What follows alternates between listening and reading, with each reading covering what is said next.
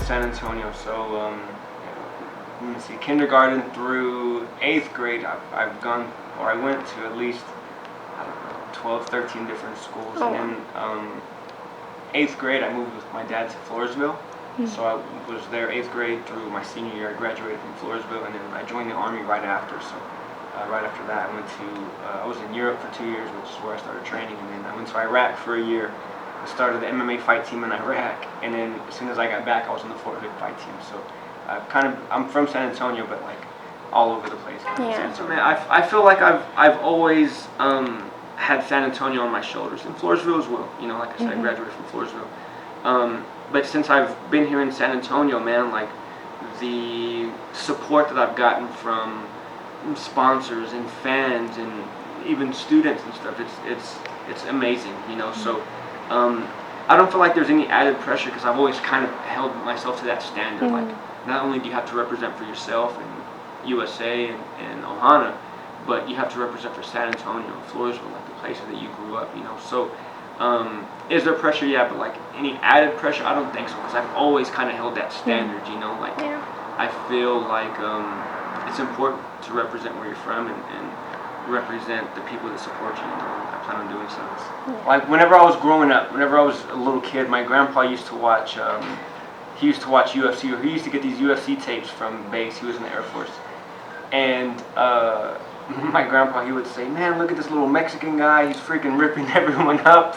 He was like, he was small, these guys are big, and he's wearing this little karate uniform, he's kicking everyone's ass. Little did he know that it was a Brazilian named Royce Gracie, you know. So I was kind of exposed to UFC back then, but I wasn't in love with it. I thought it was cool, you know. But I remember, I think it was my senior year of high school. I was watching The Ultimate Fighter whenever Stephen Bonner and Forrest Griffin were fighting, and just watching it was like an eye-opening experience, and two, like something that told me, it was like a switch went off. Like, this is what you're gonna do. Like, you have to do this, you know.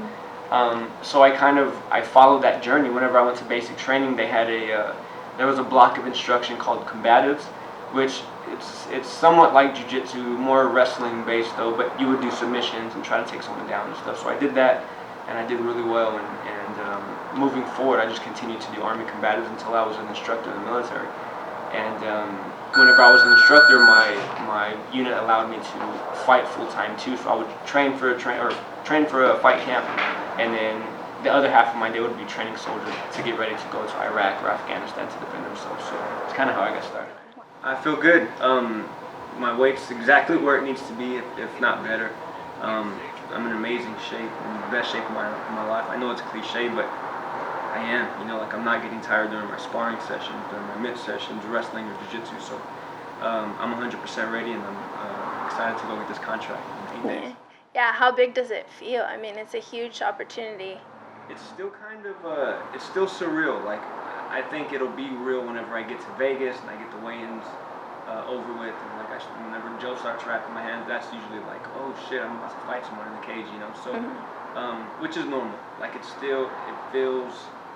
feel real yet. Like, once I get on the flight and get over there, all the weight cut stuff's done, that's when I'm like, it's time to fight, you know. So I'm excited about it. Yeah. Sponsors from here in San Antonio and surrounding areas, the guys who have had my back since day one. Of course, Lone Star Beer, thank you so much for always being in my corner. Ohana Academy, Jordan International Aid, Arasti Rehab Centers, Pure Pain Fightwear, Jet HP, Weston Services down in Floresville, Rocks Discount Vitamins, Zedric's Fit with Flavor, my strength and conditioning, Sean Sykes, Rodkey's CBD, JD and Associates, bookkeeping and tax services, Joe Angel down at the massage, Boneface, and red, rebuild, evolve, destroy. Thank you guys so much for everything.